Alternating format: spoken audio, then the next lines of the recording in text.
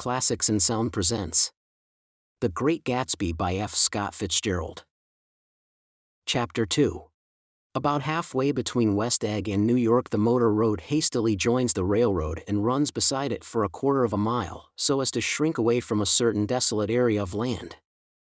This is a valley of ashes, a fantastic farm where ashes grow like wheat into ridges and hills and grotesque gardens, where ashes take the forms of houses and chimneys and rising smoke and, finally, with a transcendent effort, of ash-gray men, who move dimly and already crumbling through the powdery air. Occasionally a line of gray cars crawls along an invisible track, gives out a ghastly creak, and comes to rest, and immediately the ash-gray men swarm up with leaden spades and stir up an impenetrable cloud, which screens their obscure operations from your sight. But above the gray land and the spasms of bleak dust which drift endlessly over it, you perceive, after a moment, the eyes of Dr. T. J. Eckelberg. The eyes of Dr. T. J. Eckelberg are blue and gigantic, their retinas are 1 yard high. They look out of no face, but, instead, from a pair of enormous yellow spectacles which pass over a non-existent nose. Evidently some wild wag of an oculist set them there to fatten his practice in the borough of Queens, and then sank down himself into eternal blindness, or forgot them and moved away. But his eyes, dimmed a little by many paintless days, under sun and rain, brood on over the solemn dumping ground. The Valley of Ashes is bounded on one side by a small foul river, and, when the drawbridge is up to let barges through, the passengers on waiting trains can stare at the dismal scene for as long as half an hour. There is always a halt there of at least a minute, and it was because of this that I first met Tom Buchanan's mistress. The fact that he had one was insisted upon wherever he was known. His acquaintances resented the fact that he turned up in popular cafes with her and, leaving her at a table, sauntered about, chatting with whomsoever he knew. Though I was curious to see her, I had no desire to meet her, but I did. I went up to New York with Tom on the train one afternoon, and when we stopped by the ash heaps he jumped to his feet and, taking hold of my elbow, literally forced me from the car. "We're getting off," he insisted. "I want you to meet my girl." I think he'd tanked up a good deal at luncheon, and his determination to have my company bordered on violence. The supercilious assumption was that on Sunday afternoon I had nothing better to do.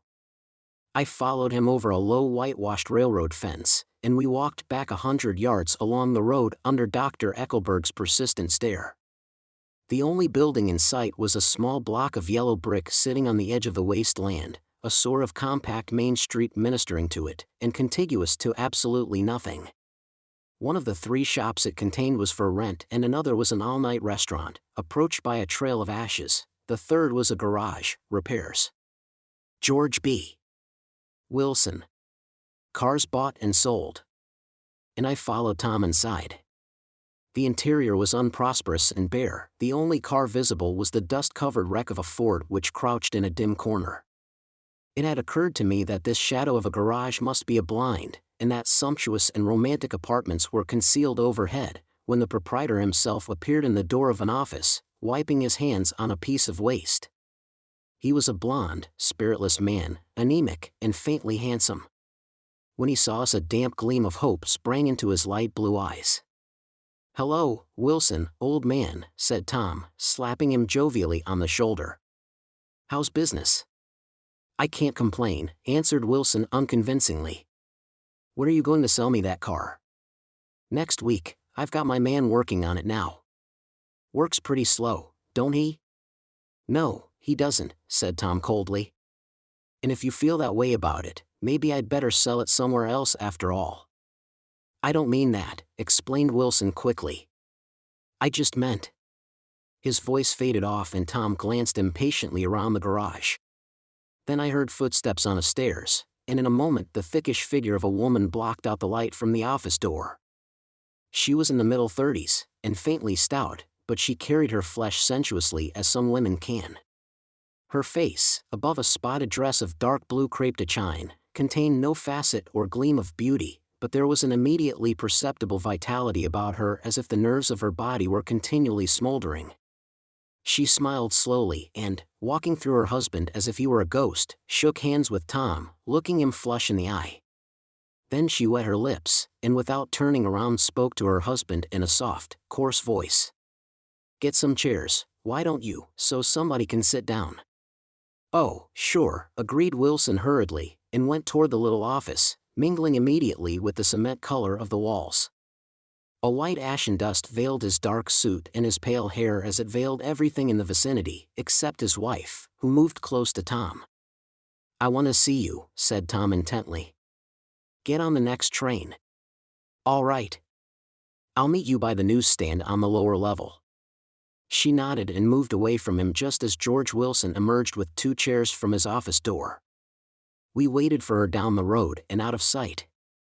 It was a few days before the 4th of July, and a gray, scrawny Italian child was setting torpedoes in a row along the railroad track.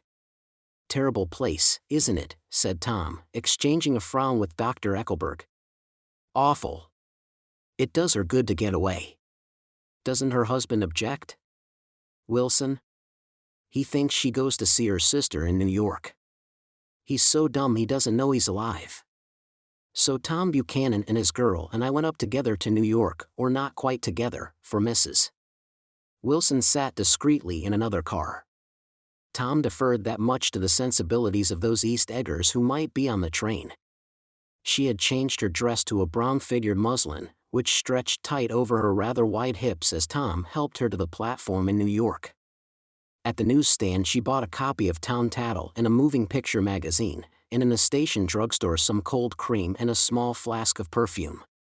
Upstairs, in the solemn echoing drive she let 4 taxicabs drive away before she selected a new one, lavender-colored with gray upholstery, and in this we slid out from the mass of the station into the glowing sunshine.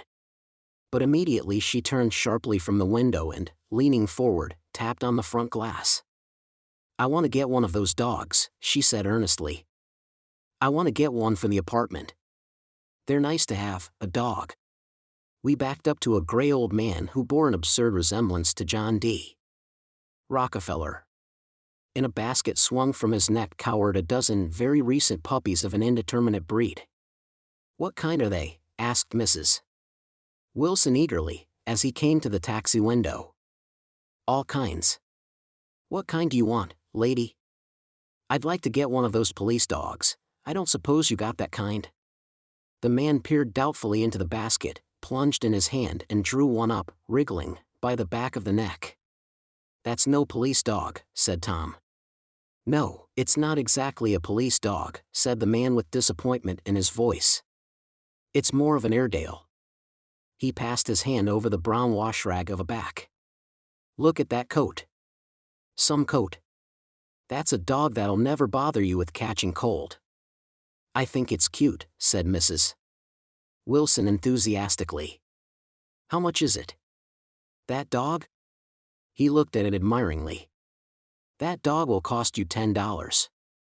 The Airedale, undoubtedly there was an Airedale concern in it somewhere, though its feet were startlingly white, changed hands and settled down into Mrs. Wilson's lap, where she fondled the weatherproof coat with rapture. "Is it a boy or a girl?" she asked delicately. "That dog? That dog's a boy." "It's a bitch," said Tom decisively. "Here's your money. Go and buy 10 more dogs with it." We drove over to Fifth Avenue, warm and soft, almost pastoral, on the summer Sunday afternoon. I wouldn't have been surprised to see a great flock of white sheep turn the corner. "Hold on," I said. "I have to leave you here." "No you don't," interposed Tom quickly. "Myrtle'll be hurt if you don't come up to the apartment." "Won't you, Myrtle?" "Come on," she urged. "I'll telephone my sister Catherine. She's said to be very beautiful by people who ought to know." "Well, I'd like to, but..." We went on, cutting back again over the park toward the West Hundreds. At 158th Street the cab stopped at one slice in a long white cake of apartment houses. Throwing a regal homecoming glance around the neighborhood, Mrs. Wilson gathered up her dog and her other purchases, and went haughtily in. "I'm going to have the McKees come up," she announced as we rose in the elevator. "And, of course, I gotta call up my sister, too." The apartment was on the top floor, a small living room, a small dining room, a small bedroom, and a bath.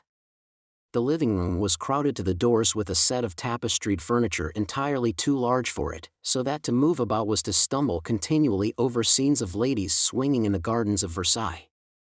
The only picture was an over-enlarged photograph, apparently a hen sitting on a blurred rock. Looked at from a distance, however, the hen resolved itself into a bonnet, and the countenance of a stout old lady beamed down into the room. Several old copies of Town Tattle lay on the table together with a copy of Simon Called Peter, and some of the small scandal magazines of Broadway. Mrs. Wilson was first concerned with the dog. A reluctant elevator boy went for a box full of straw and some milk, to which he added on his own initiative a tin of large, hard dog biscuits, one of which decomposed apathetically in the saucer of milk all afternoon. Meanwhile Tom brought out a bottle of whiskey from a locked bureau door. I have been drunk just twice in my life, and the second time was that afternoon, so everything that happened has a dim, hazy cast over it, although until after 8 o'clock the apartment was full of cheerful sun. Sitting on Tom's lap, Mrs.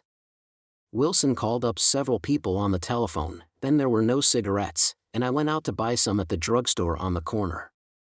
When I came back they had both disappeared, so I sat down discreetly in the living room and read a chapter of Simon Called Peter. Either it was terrible stuff or the whiskey distorted things, because it didn't make any sense to me. Just as Tom and Myrtle, after the first drink, Mrs.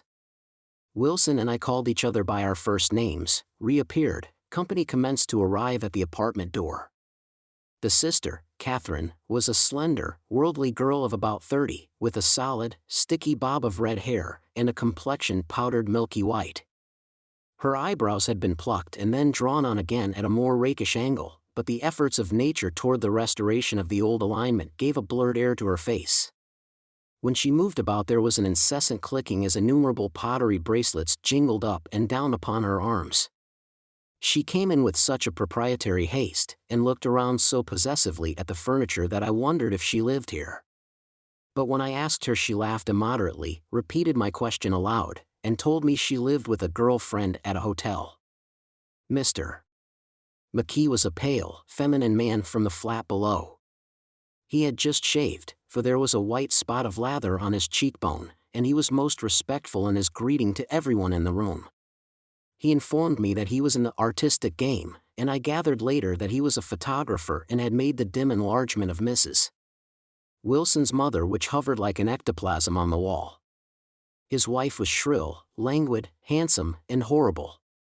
She told me with pride that her husband had photographed her 127 times since they had been married. Mrs. Wilson had changed her costume some time before, and was now attired in an elaborate afternoon dress of cream-colored chiffon, which gave out a continual rustle as she swept about the room. With the influence of the dress her personality had also undergone a change. The intense vitality that had been so remarkable in the garage was converted into impressive hauteur. Her laughter, her gestures, her assertions became more violently affected moment by moment, and as she expanded the room grew smaller around her, until she seemed to be revolving on a noisy, creaking pivot through the smoky air. "My dear," she told her sister in a high, mincing shout, "most of these fellas will cheat you every time. All they think of is money. I had a woman up here last week to look at my feet, and when she gave me the bill you'd have thought she had my appendicitis out." "What was the name of the woman?" asked Mrs. McKee. "Mrs. Eberhardt. She goes around looking at people's feet in their own homes." "I like your dress," remarked Mrs. McKee. "I think it's adorable." Mrs. Wilson rejected the compliment by raising her eyebrow in disdain. "It's just a crazy old thing," she said. "I just slip it on sometimes when I don't care what I look like." "But it looks wonderful on you, if you know what I mean," pursued Mrs. McKee. "If Chester could only get you in that pose, I think he could make something of it." We all looked in silence at Mrs. Wilson, who removed a strand of hair from over her eyes and looked back at us with a brilliant smile. Mr. McKee regarded her intently with his head on one side, and then moved his hand back and forth slowly in front of his face. "I should change the light," he said after a moment. "I'd like to bring out the modeling of the features. And I'd try to get hold of all the back hair. I wouldn't think of changing the light, cried Mrs. McKee. I think it's. Her husband said sh, and we all looked at the subject again, whereupon Tom Buchanan yawned audibly and got to his feet. You McKees have something to drink, he said. Get some more ice and mineral water, Myrtle, before everybody goes to sleep. I told that boy about the ice. Myrtle raised her eyebrows in despair at the shiftlessness of the lower orders. These people. You have to keep after them all the time. She looked at me and laughed pointlessly. Then she flounced over to the dog, kissed it with ecstasy, and swept into the kitchen, implying that a dozen chefs awaited her orders there.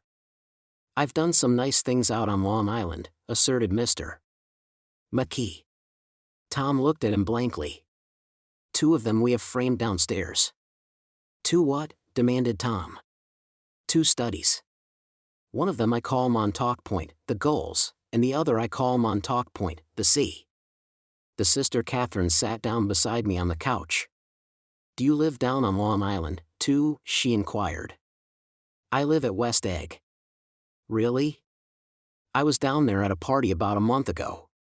At a man named Gatsby's. Do you know him? I live next door to him. Well, they say he's a nephew or a cousin of Kaiser Wilhelm's. That's where all his money comes from.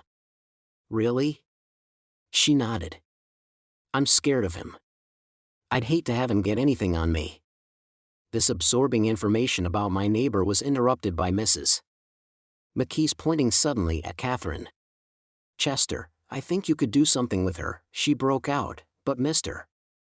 McKee only nodded in a bored way, and turned his attention to Tom.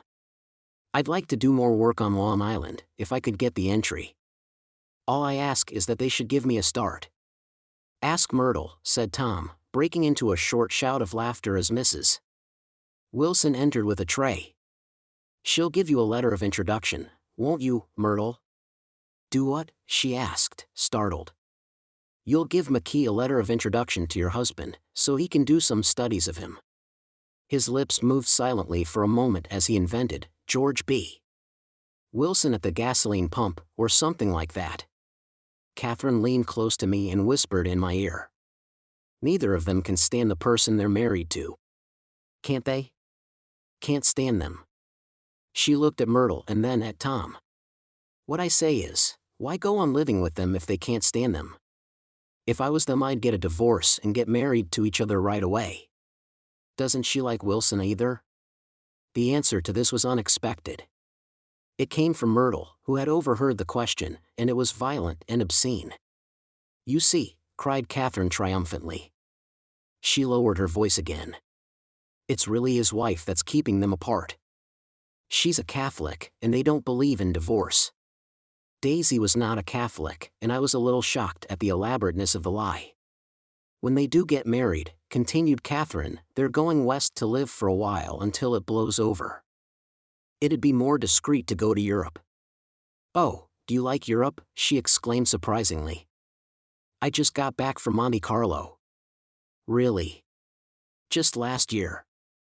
I went over there with another girl. Stay long?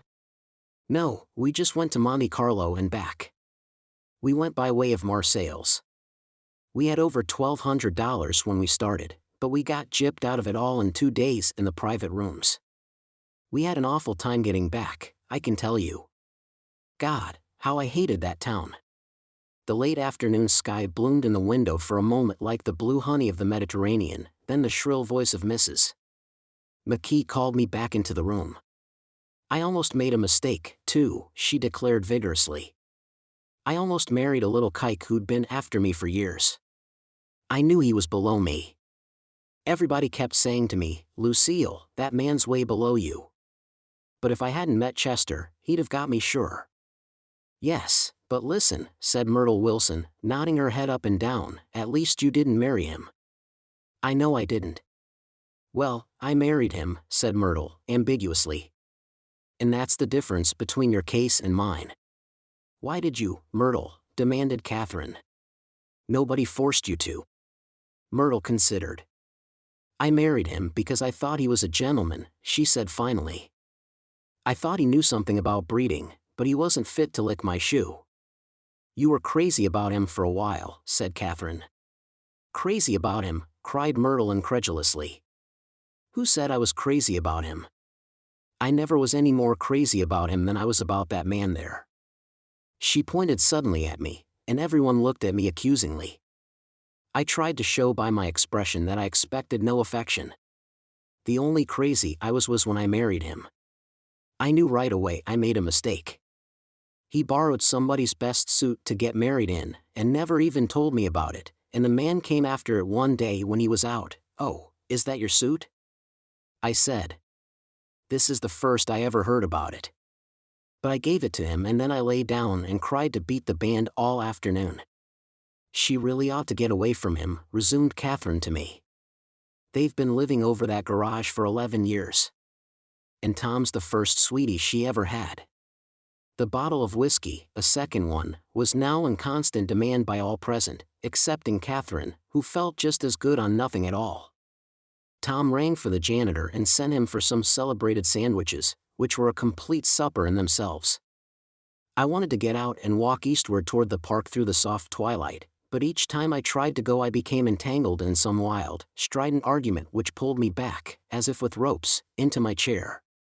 Yet high over the city our line of yellow windows must have contributed their share of human secrecy to the casual watcher in the darkening streets, and I saw him too, looking up and wondering. I was within and without, simultaneously enchanted and repelled by the inexhaustible variety of life.